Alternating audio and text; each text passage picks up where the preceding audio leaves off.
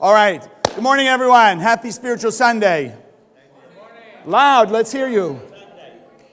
Hello. We have louder on the line. They're on Kabbalah.com, Spiritual Sunday Facebook page.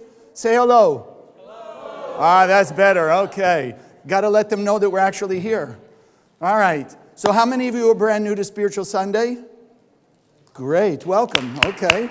Very nice. Thank you for joining us. We have some new people. If you're new online, please just write where you're from. So we're here every Sunday. Oh, by the way, I almost forgot my own name. Chaim Solomon. I'm one of the teachers here in the Kabbalah Center of Boca. Been doing this. Okay. Yay for Boca. Okay. So I've been doing this a little over 30 years now. Sounds like a long time. All right? So what are we doing here on Sunday? As we're about to affirm, we're here to change your life for the better. The whole point of the center, of course, a lot of people out there say everybody wants to make your life better. All you have to do is go online, go to a bookstore, everything, whether it's diet, exercise, different types of things, business, relationships, everybody wants to improve your life. The beauty of what we learn here in the Kabbalah Center is all those things are sourced in one place. Okay, let's go like this. I don't know if they were in a quandary or they were waiting for the answer. How many gods are there? One. There's one God. So if there's one God and 7.5 billion people on the planet, where do you think all 7.5 billion people come from? One God, one creator. So if there's one creator, there has to be ultimately one blueprint for the universe.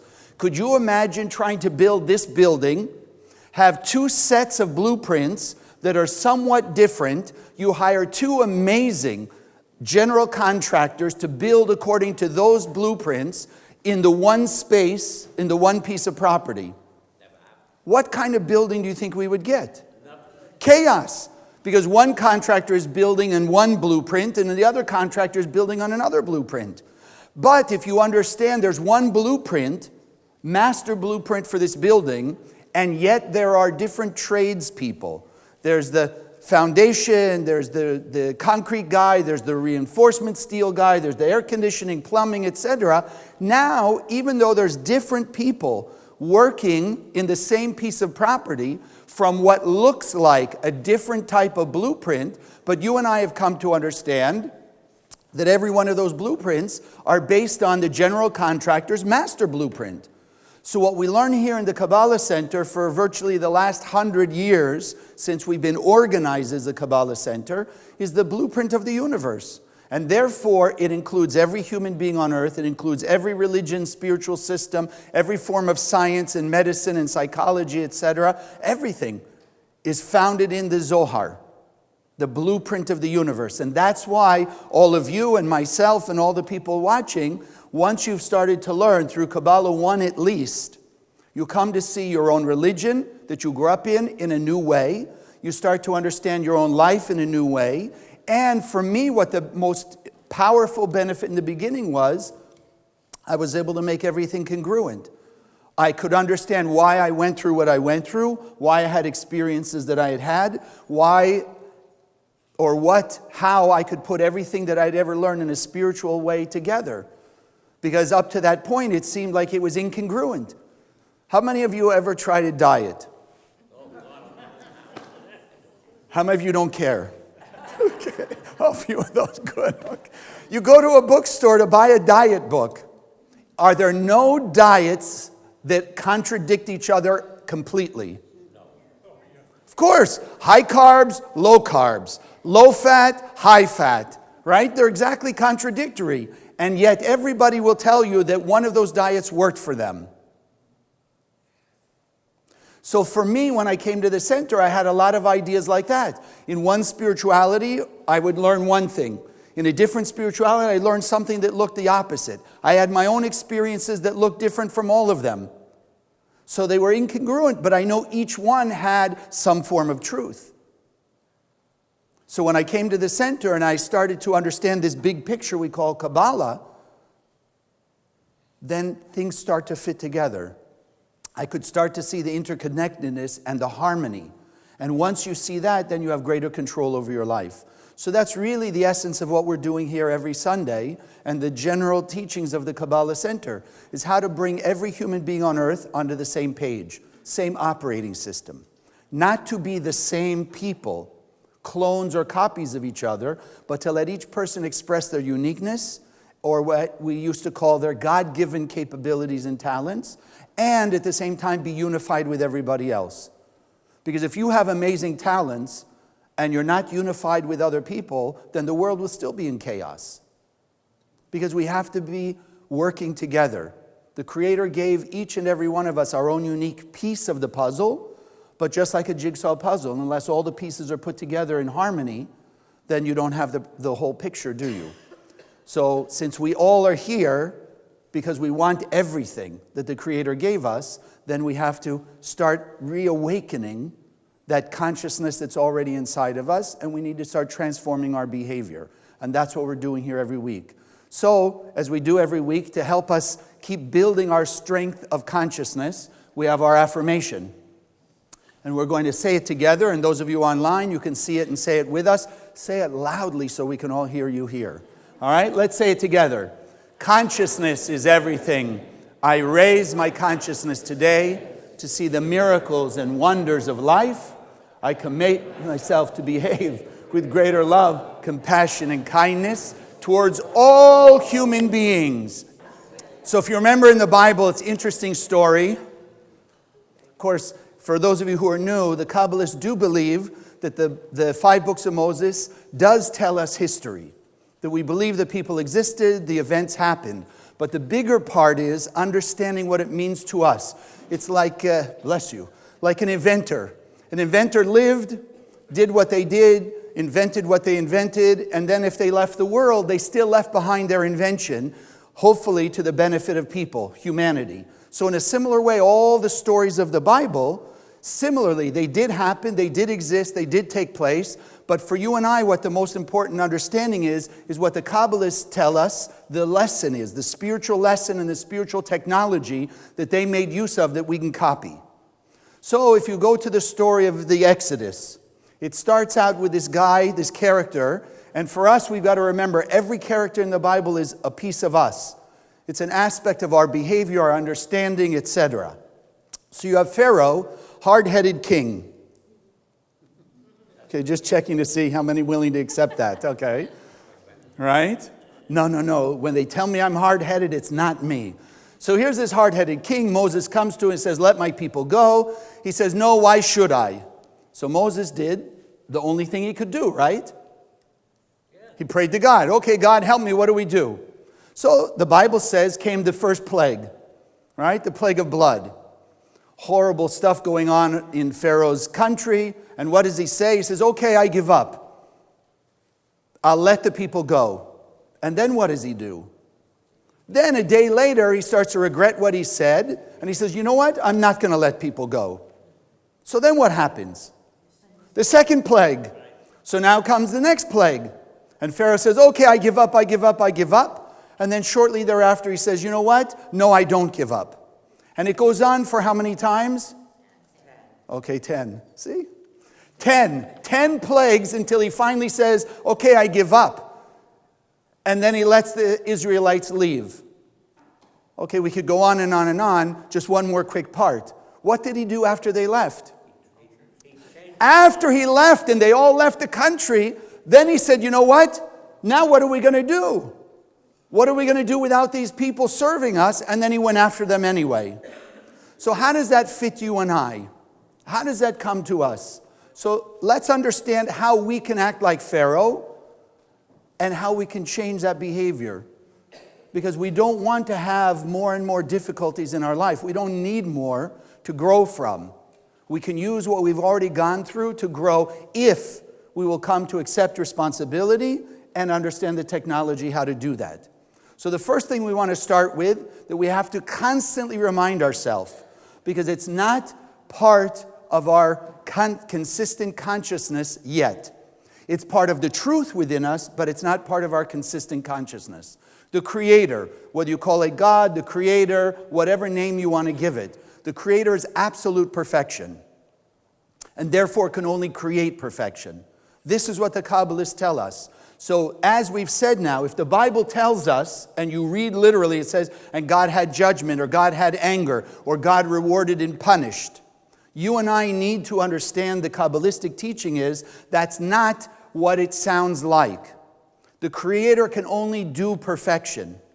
The Creator is only perfect and created us absolutely perfect and could only create a perfect universe. So we ask ourselves then, where's all the chaos come from? If the Creator, now, if you accept the Bible on the literal level, which the Kabbalists advise us not to accept it only that way, because now, like we say, it's confusing. How could God punish somebody, right? Make them forget, punish them again, make them forget, punish them again. It doesn't make any sense if we understand a perfect God, a perfect Creator. So then where does chaos come from? And this is the beginning of our transformation. Starts with our free will.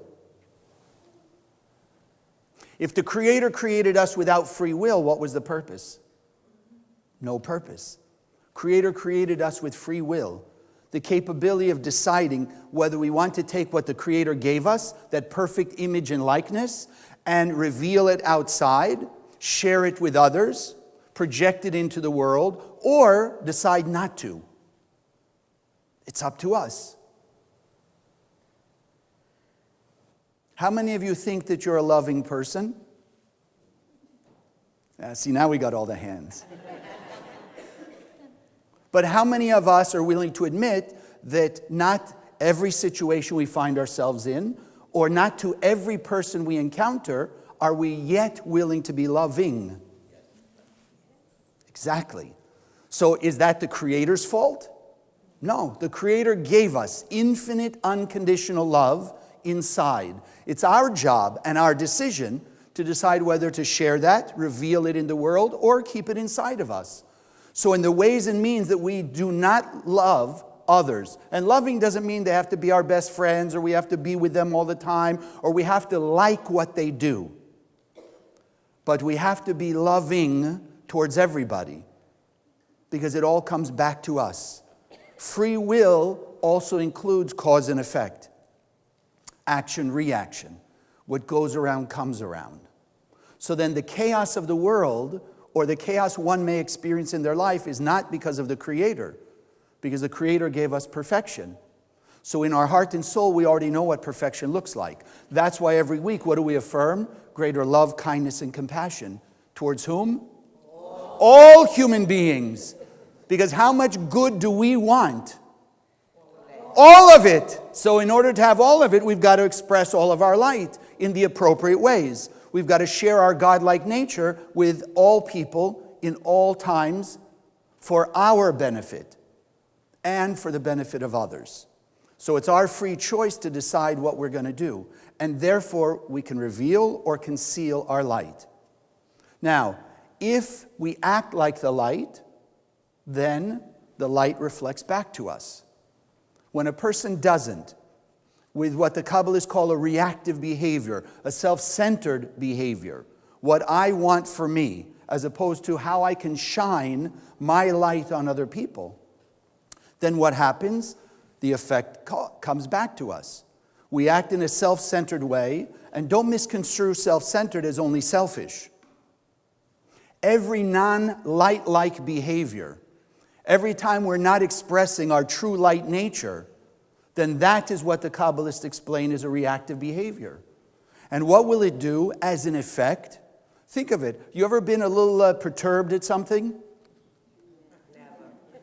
Have you ever noticed that if you have a little bit of frustration or a little bit of being perturbed at somebody or something, and you don't change it then, it starts to snowball? Right? You're a little perturbed at work, something didn't go your way, you go home, you're on the street, and all of a sudden everybody in the street is bothering you. And that little bit of frustration becomes a lot more frustration. And then when you get home, of course the trash can is left out, right? Nobody took it in. There's still all the toys are on the lawn, and then you walk in the house and dinner's not ready, and it goes on and on. It snowballs. Because what happens? Every time a person behaves in a non-light-like way, And just to get it in here, there's no neutral. It's either expressing your light or not expressing your light. Every situation in our life gives us opportunity to express more light. So you can't say, well, but I didn't dislike somebody. If you're in neutral, you didn't add more light. And therefore, we still feel the part of our 100% that's missing. If the Creator gave us 100% and we don't see 100% in our life, that difference is the amount of negativity, self-centered actions, non-light-like actions that we can do. Is everyone clear on that? If you feel you're expressing 60% of your potential, the 40% is where you feel frustration or anxiety or lack. So then our job is to fill in the lack. Don't expect the Creator to do it. It's up to us. Because if the Creator were going to do it for us, then we have no free will. And if we have no free will, then why bother? Or go back to our first question. If there were no free will, how did chaos come?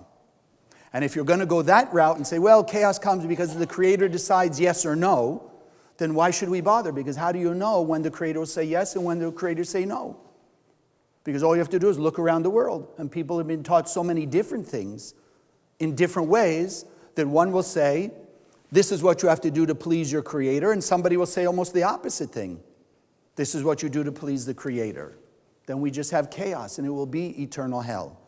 So the Kabbalists have taught us, as we've said, no, there's already heaven on earth. We just have to reveal it through our actions, working together. And that's why we do what we do here.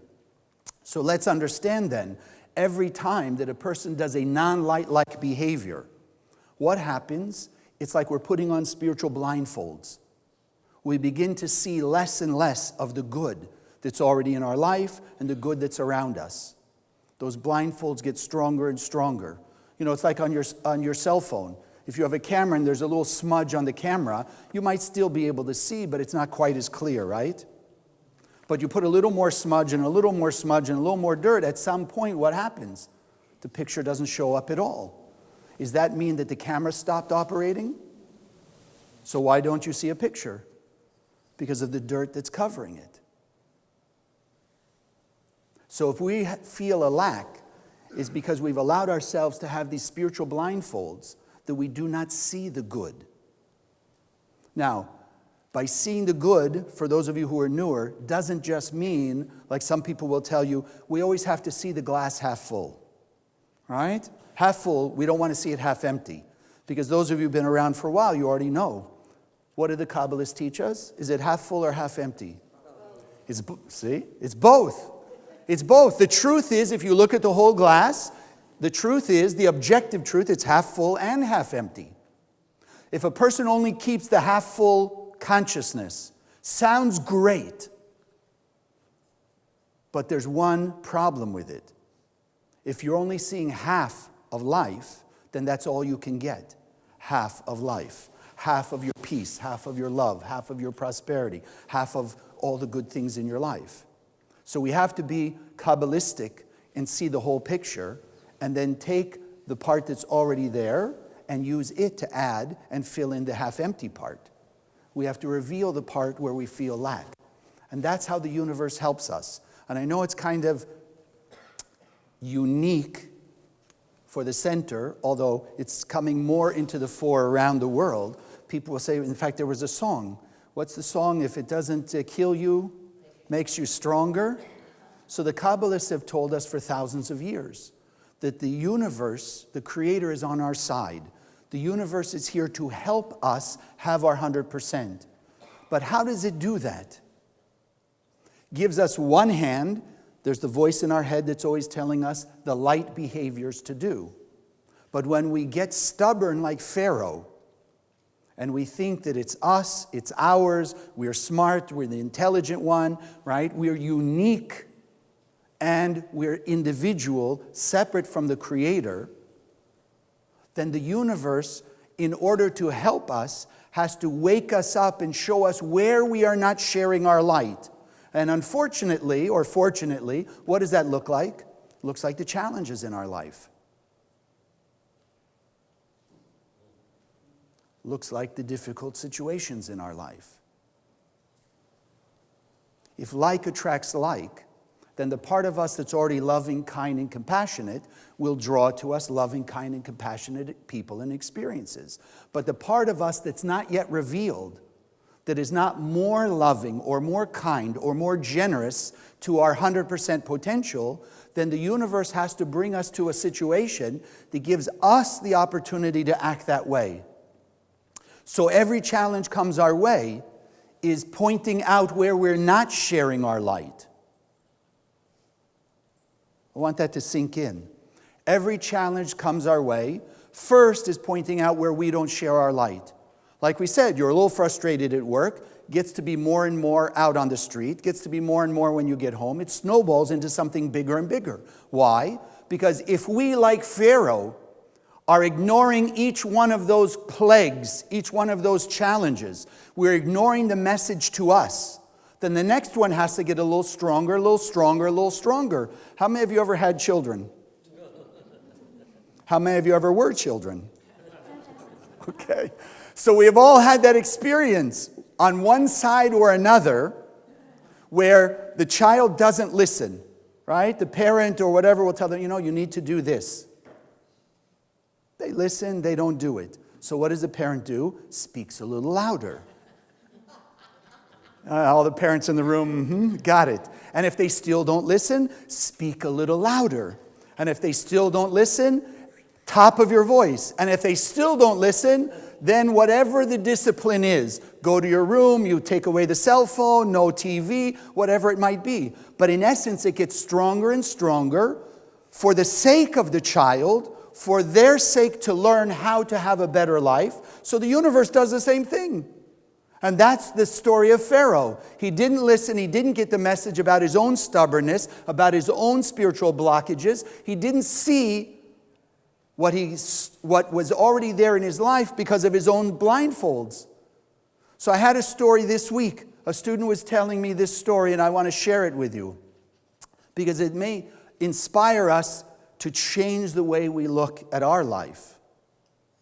So this student, if you looked objectively at her life, has a great job, has a nice family, lives a comfortable existence, etc.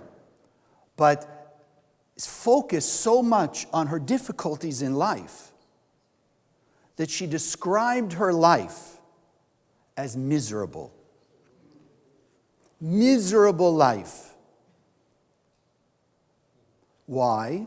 Because all of the blindfolds keep her attention on what she doesn't have rather than what she does have. And again, we're not here to say she didn't have difficulties or challenges. But if that's the only focus, then that's the only thing she's going to see. So, of course, we had a little conversation about acknowledging the good, using the good to enhance and create more fulfillment in the other areas. Change things, because what you see is what you get. So if you only see the negativity, then that's all you're going to experience. Because as we just said, the universe supporting us will show us challenges that exactly relate to our blindfolds. In other words, if you don't have impatience, you won't be tested with impatience. If a person has fear, the universe will test them in fear in order that they can overcome their fears. Because fear is not a light-like behavior. So our job is, and spiritual growth is, finding where we're not acting like the light and acting more and more like the light. So like we say, more love and more kindness and more compassion. Not that we don't have any. Even the 50-50, the half full and half empty, there's 50% that it can draw on to increase it to 55, 60, 65, etc. That's what the universe is pointing out to us. So then where do our plagues come from? Like we must all experience in some way or another plagues of fear, plagues of anger, plagues of jealousy. All you have to do is do what? What does the plague mean? Like in Pharaoh's case, when something is pointing out where we don't share, and we react again and behave in a non-light-like behavior, then, as we said, the universe just has to bring us another opportunity. that looks like another challenge. And then we run away from that one because we react again, and it keeps following us because it's us. It's not the universe. It's nothing outside of us. It's you and me. And I know for a lot of people that's a very difficult concept because I'm sure somebody who's listening, watching, has had tremendously difficult situations, traumatic situations. But there's always two choices. And it goes back to our free will. No matter what the situation, we have the choice to behave more light-like, or we have the choice not to behave light-like. It's our choice. The same situation. What you and I are learning here is how to stop and think about, wait a second. If I choose to behave like the light through this challenge, what direction am I going in? The direction of the light. If a person chooses, consciously, unconsciously, with that influence of the thing we call the opponent, that's in our head also, then we choose to go the path of darkness. It's that simple. The issue is, why doesn't everybody see the path of darkness? I mean, it sounds horrible. We all, if I said you have the choice of darkness or light, all of us going to accept it, want to go the path of the light. So why don't we? Because what the path of darkness, in order to give us free will, does immediately, once you act reactively, once you give in to your non-light-like behavior, what's the first thing you experience? Even if it's just for a second. Immediate gratification. Think of the light bulb. You ever walked into a room, not looking at the light bulb, but you turn on the light switch, and all of a sudden, how do you know that it's about to stop working?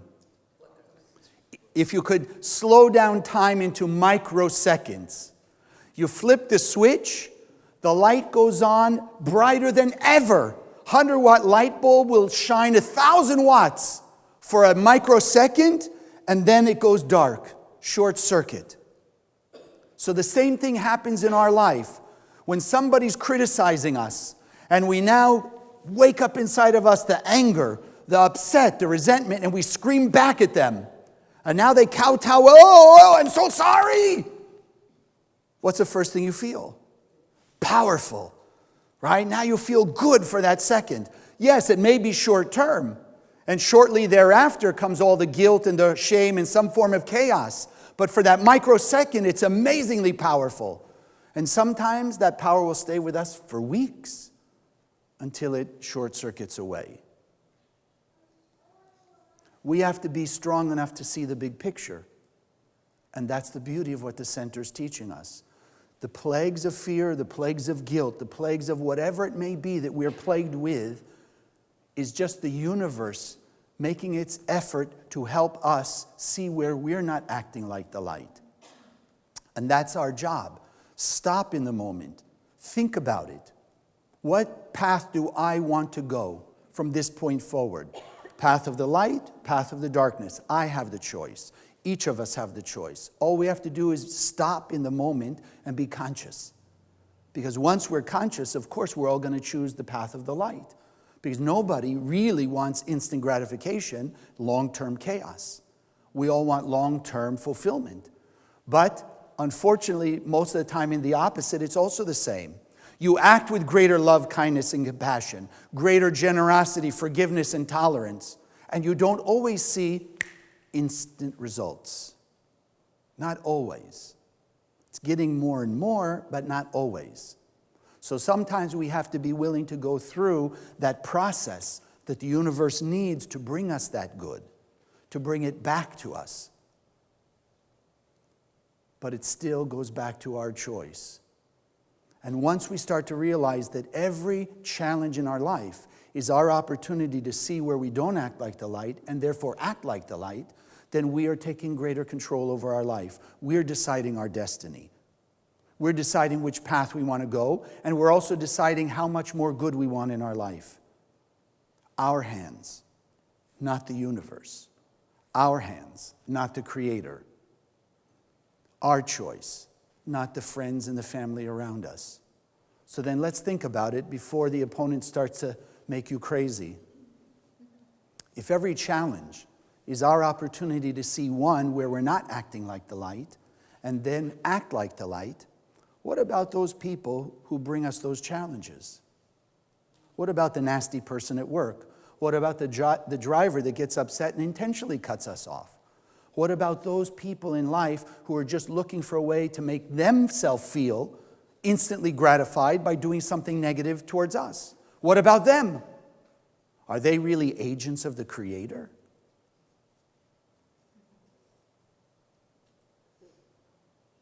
Not consciously, but from our point of view, we're the ones who decide. We're the ones who decide. They don't have an excuse. They don't get a free pass for their behavior. But remember, if like attracts like, then the part of us that's unfulfilled will attract some situation or some person to say or do whatever's necessary to push our buttons.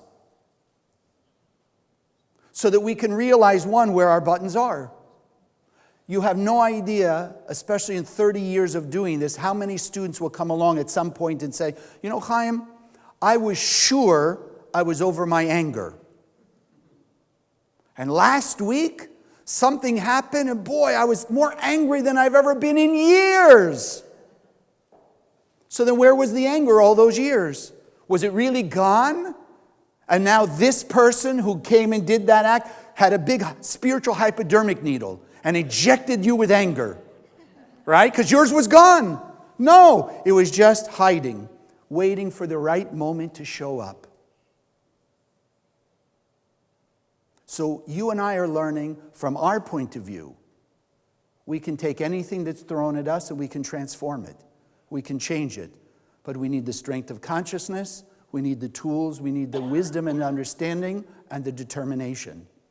So we're not exempting the other person. They also have their cause and effect. But from our point of view, it's not what they give us. It's not the intent even that they gave us. It's what we do with it in return. That will make the difference. If we go the high road of the light, then we're in the realm of the light. Person goes in the low road of just cause and like and like. Well, they acted mean, I'll act mean. Right? They were mean to me, I'll be mean back. They criticize me, I'll criticize them back. If you go that road, you hang out with them. Then it's in the darkness, and we don't want to be there. So it's not about the way they do it, it's about the way we respond. The Zohar says very simply, light can only come out of darkness. Sounds paradoxical, no? Light comes out of darkness. But think about it. Remember, everything in the spiritual world shows up in the physical world if we will see it, if we have the eyes to see it. And isn't it interesting, King David said, they have ears and they don't hear, they have eyes and they don't see. You walk into your house, 5 rooms in your house. You walk in the first one, turn on the light, now there's light in the room. Yes? You want your whole house to be lit up. Do you just keep turning on the light in the one room? Maybe bring another lamp and another lamp and another lamp? Or do you go into the dark room and now turn on the light? We usually don't even think about it. It's automatic. You go in the next room, turn on the light. Now that piece of darkness is gone. Go into the 3rd room, turn on the light. 4th room, turn on the light. 5th room. Now your whole house is lit up. But how did you do it? You walked into the darkness and turned on the light. So that's why we come to understand the universe supports us by allowing us to enter into challenging situations that are exactly according to what our next level of elevated consciousness is, by awareness of where we're not acting like the light. And therefore, we have the wisdom and the tools here how to turn darkness to light. And I want to share with you a story. It's a little long, but it comes from somebody who found us. In fact, she might be watching right now, from Iceland. Iceland. Just want to read this because I asked her. You'll hear. For many years, I was a victim. And for a long time, I didn't understand why things were happening to me, because at that point, I had not done anything that in my rational mind explained why. Right? None of us ever been in a quandary. Why did that happen to me? I'm such a good person. And you are good people. But if we're not 100%, then that part of us is the part that shows up here. My sister had a mental illness, and I got raped at 15. I was beaten up in a relationship, and I can keep going on. Then I got a serious infection in 2010. The doctors could not find anything. It got so bad I nearly lost all my hair. My face was so infected that to this day I can't explain why I did not die. I sat in my mother's bathtub, holding my hair as it fell off, and I cried and asked the question why and how. And for the first time in my life, I truly called on God. At that time, I had lost my home, so I was living with my mother. We went to a flea market. I can't even say the name of the city. In Reykjavik. And there was a book, The Power of Kabbalah in Icelandic. Like attracts like. Wherever it needs to come from, if we've revealed enough light, it will be drawn from across the ocean. And like this. I didn't even know we had a book in Icelandic till I read this. And without knowing what it was, I just knew Madonna had studied it, but I knew nothing else. So I bought the book and read it. Then I found one guy in Iceland who was selling other books, so I bought Taming Chaos by Rav Berg and fell in love with it. So then I bought Immortality, God's Wears Lipstick, Secrets of the Zohar, and 12 other books. I mostly love everything Rav Berg wrote. So I kept reading, and my grandmother, who I had not spoken to in a long time, invited me and my boys to go with them to Luxembourg and to Monaco. Life has humor. Who would have thought while I was staying in Monaco that I had no money, I had nearly no hair at that point, and my face was all scarred because of the infection. And it was so weird, I was sitting outside on the balcony in my grandparents' apartment reading the Secrets of the Zohar. And I got to the part where someone came and saw Rav Shimon Bar Yochai, who put the Zohar in writing 2,000 years ago, right? And saw him come out of the cave and was so shocked because he was so scarred after staying in the cave for 12 years. And his reply was that he would not be where he was. He would not be on the level of consciousness if he had not been so scarred. In other words, if he hadn't gone through that challenge of 12 years in the cave, even though his body looked scarred and emaciated, he would not have been on the level of consciousness. She says, and at that moment something clicked. I got home, and it was in 2013 when the doctors finally found the infection after I had a tooth pulled. Then it started bleeding out of my nose, and I had to have surgeries. In August of that year, my grandparents helped me and my boys by buying an apartment which I rented from them. Christmas that year was great, and my older sister, who had mental illness, said it was the best Christmas ever. On March 3rd of that year, I applied to get my bachelor's in dental technology at the University of Iceland, and in the same week, her sister took her own life. But I got through it and went to school and finished top of my class in 2016, and have been working for a dentist ever since, making orthodontic appliances. But when it started going well, and this I hope we will all take to heart, because it's unfortunately a common thing, when it all started going well, I forgot to keep studying Kabbalah. So I found you, and after a week, I got a loan to buy my own house. So this time, I am not going to forget. I can tell you that I have been through a lot, but I have never in my life felt as good as when I read or just listened to Kabbalah. I want to thank you and the Kabbalah Center for saving my life. Yeah.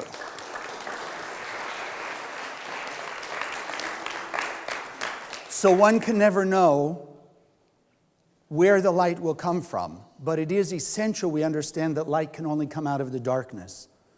And just to give us, how do we make that happen? How do we start with the transformation? The first step is, in the midst of whatever challenge we find ourselves, just stop. Stop for a moment. Pause. Interrupt your usual way of behaving and start to ask for the light. The second part is, as you're hearing this story, and some of you have similar stories, I know, just embrace the process. Embrace the challenge as your opportunity to reveal more light, as your opportunity to go to your next level, as your opportunity to take pieces of chaos out of your life and to have greater peace and love and kindness and compassion and all the good blessings. Just take that moment, because once you start to open yourself up and you start to embrace the process, then the voice of the Creator will be louder in your head. It's always there. But again, it's either we don't see it or we're not listening to it. And the more we will tune ourselves into it, then the more we'll be able to hear what the Creator has told us to do in that situation, how we can behave with greater love and kindness and compassion and generosity and forgiveness and tolerance and humility. And then you'll see your life change. So starting today, it's up to us. Don't look at anybody else and say, well, when they'll do it, I'll do it. No, be the one who starts. Be the one who sets the pattern and the example for other people. So here we are, we're in the Kabbalah Center. We have the tools, we have the technology. Simply embrace them. Start to make use of them. Most of you here already are scanning every day from the Zohar, doing the 72 names as we're going to do our meditation today, right? Making use of the tools and the wisdom, because that gives us the added strength by awakening more of the light of the Creator inside of us. It gives us the strength to walk into the darkness, embrace the process, and then reveal the light that's hiding in that darkness, to reveal that greater level of the light that's hiding inside of us and expressing it out into the world. It's not our job to decide how other people are going to change or even how our own life is going to change. Our job is simply turn on the light, shine it out into the world, let the light of the Creator change whatever needs to be changed, bring us whatever needs to be brought to us in order to give us that next level of blessing. The opponent in our head is the one who says, no, I have to do the action. Sure, I'll shine light, but then I'm going to tell the universe what to give me. You know, my kids play video games. You ever seen a video game? I know we don't want to admit we're playing them. Okay, right? The video game's programmed, right? It doesn't have free will. But when you play the game, you move one way, the program is programmed to move a certain way and give you a certain challenge. Then you overcome that challenge, what comes next?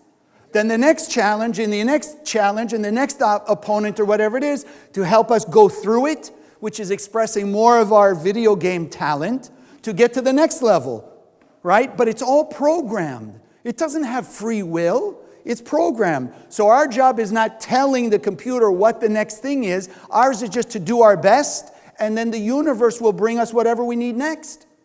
That's the partnership we have with the Creator. And that's what it is. It is a partnership. Our job is to channel the light as much as we can and more every day, and then let the universe make it manifest for us. So today, start scanning. And those of you who don't have, if you have nothing else, at least make sure you get one of these. I just had a student from the West Coast wrote me and said, where can I get one of these? Because they have a friend whose aunt has cancer, and he knows that this is going to help. Because it just shines the light of the Creator. Let go of what sounds logical. Because logic often gets us in trouble. It's in Aramaic. You just look at the words, because the words of Aramaic shine the infinite light of the Creator. So it's our job to use the tools, scan, change the consciousness, study, do actions of greater love, kindness, and compassion. And the more we will help spread this light, the more we will help spread the Zohar around the world, we are then blessed by 7.5 billion people whose lives are being impacted every time we scan the Zohar, every spiritual Sunday, every class you learn, every time that you're scanning. And every way, shape, and form that you are supporting the spread of this is the greatest return. Test it. See for yourself as you share, as you donate to the projects of the center to help us finish the chaos. See how much the blessing comes back to you. But let's get started, because all of us have had enough pain and suffering. The world has seen enough pain and suffering, and now it's in our hands, because we've had the great blessing to come here to understand the tools, the technology, the wisdom, how we can remove all the pain and suffering, because we are understanding how to just be those pure and perfect beings of light. and affect others who will affect others who will affect others until the whole planet is shining with light and peace and mercy. God bless.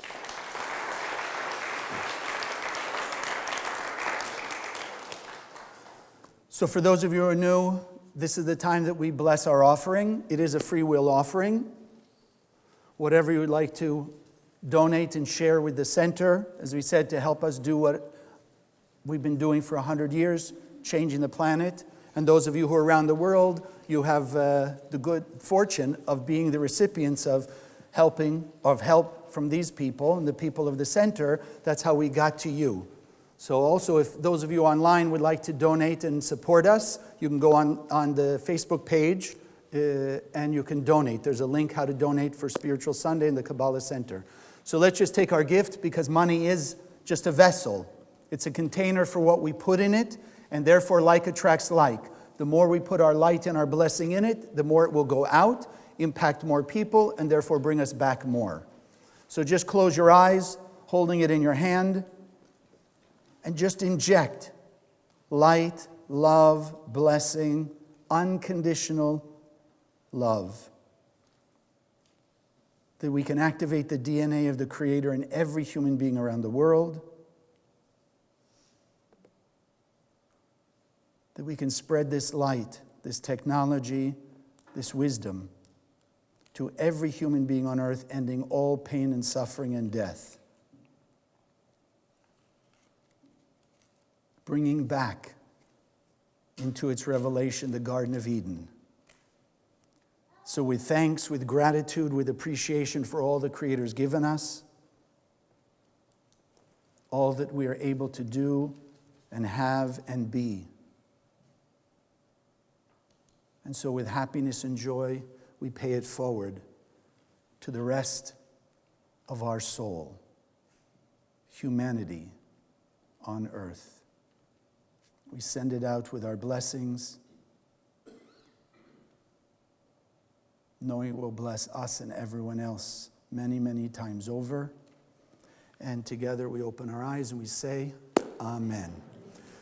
Let's wish all our friends who are watching online a great week. Have a great week. Happy Spiritual Sunday. Look forward to seeing you. And if you are online, please let us know. Send me a Facebook message. Let me know some of the miracles and the transformation, that I can share it like our student in Iceland. Okay?